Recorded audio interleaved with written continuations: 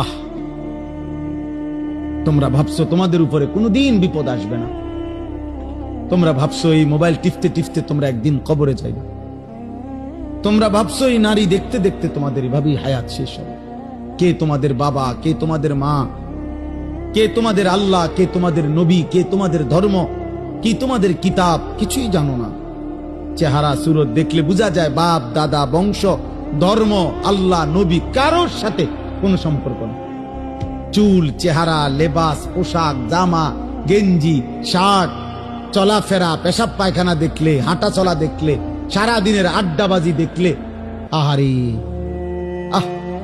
365 দিনে কোনোদিন মসজিদে আসলা না, কোনোদিন ফজরের নামাজ পড়লা না।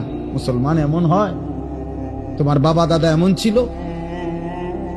তোমার পূর্বপুরুষ এমন ছিল? বাপ, একজন মুসলমান 365 দিনে কোনদিন ফজরের নামাজ পড়বে না?